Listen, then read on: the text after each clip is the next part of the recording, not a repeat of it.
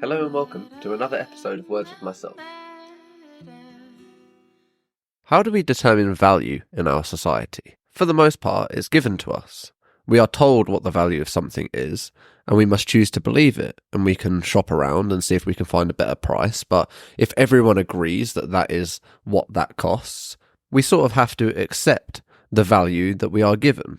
For instance, if somebody says that an apple is worth £5, if you can't find an apple for less than £5, then the value of an apple becomes £5. That is its monetary value.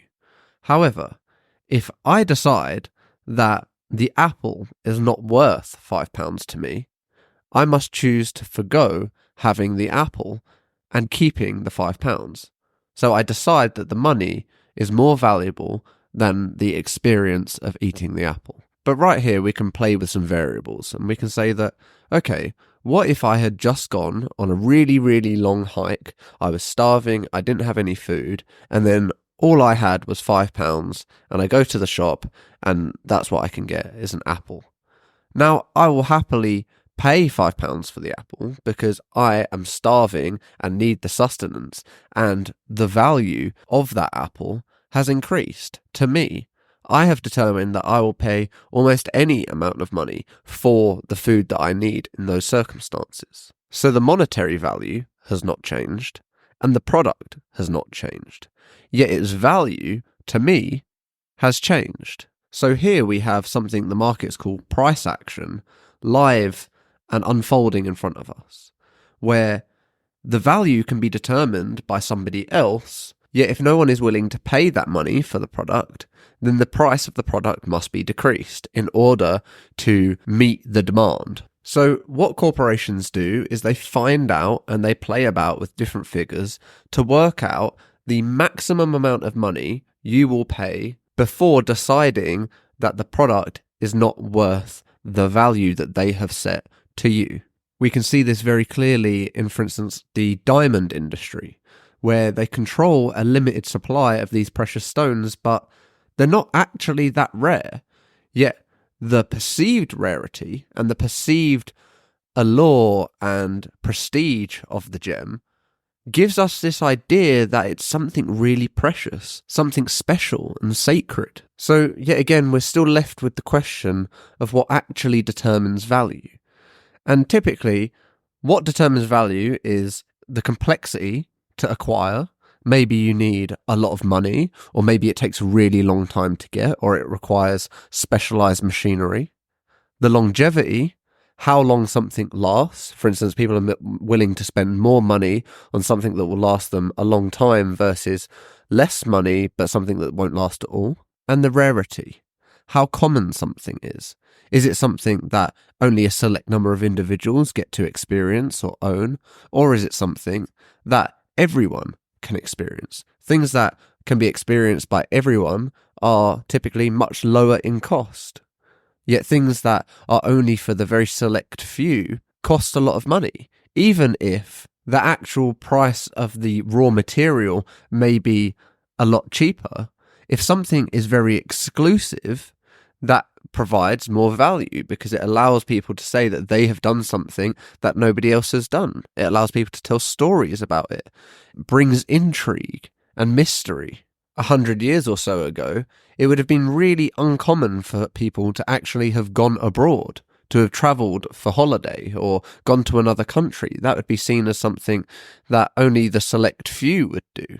Yet now it's very common, so the determined value of travel is actually a lot less because it's something that people see everyone else doing. So it's just become, going abroad is just the done thing. That's what everyone does. It's not seen as some ultra luxury item. Maybe how you travel now, it might be if you get first class or you go to somewhere that is really expensive to get to, that might seem luxury. But the actual idea of going just to another country is not really perceived with the same luxury and the same value that it was historically. So we can see that value is always shifting. It's always changing, and there's many variables that determine value, and not just external variables, but also internal variables. Things like whether we care enough about something. If we really love pandas, for instance, and there's an overpriced plastic cup with a panda on it, maybe we're like, yeah, I will pay any money for that because I love pandas and I want it on my water bottle. Even with something as benign as that, the value is constantly changing dependent on the person. And the more something costs, the bigger that reason and that justification in ourselves typically has to be. We may typically ask ourselves when we're going to buy something, how much do I really want this? Is this that important to me? Do I want this so bad that I am willing to part with my hard-earned money in order to get this? Which in itself is a paradox, because the money is worth nothing. The money has no inherent value. We just say that the money has a value because it enables us to acquire something of value. For instance, if we have a lot more money, we can buy a lot more food, and food has an actual tangible value, whereas the money doesn't. But if somebody says that more money equals less food, and that's the value, we are almost powerless to do anything about that. Unless we're going to grow our own food and start toiling the land in order to live, our lives and the power of our money is largely determined by the government and the financial institutions and big corporations. And these entities are determined to convince you that everything else has value apart from the things that you already have. Because they want you to always be purchasing, always be driving the money system forward, always trying to convince you that what they have to sell, what they have to offer is of great value, and what you currently have is not enough. We all know that if we became sick, if we got some deadly disease or some disability or something happened to us physically, we would pay any amount of money and give away any amount of resources in order to be as fit as we once were, to recover from the disease, to become healthy again, or to become younger again. Like, all of that stuff becomes worthless in the face of serious medical health issues. No matter how many cars you own, no matter how many bags you own, or how many holidays you go on, none of that matters if you are not healthy. And one of the biggest reasons why we want to remain healthy is so that we can spend our time doing what we want to do. And yet, we regularly give up all of this time in order to acquire stuff that we don't need, or that doesn't actually have any value to us. That is unimportant and ephemeral, and in the grand scheme of things provides no joy. Yet if we reflect back on the things that determine value, scarcity, complexity to acquire, and longevity, time, by those metrics, becomes the most valuable thing. You can never acquire more of it. Nothing you do will purchase you more time. Once your time is up, that is it. It is up. There is no acquiring more time.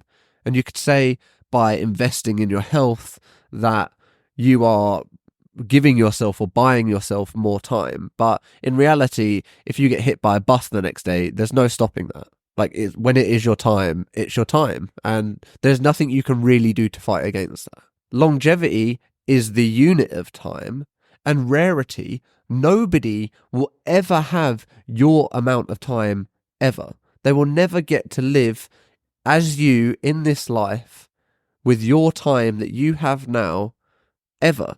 Only you get to do that. Everyone's time is completely unique to them. So nothing is more valuable than time.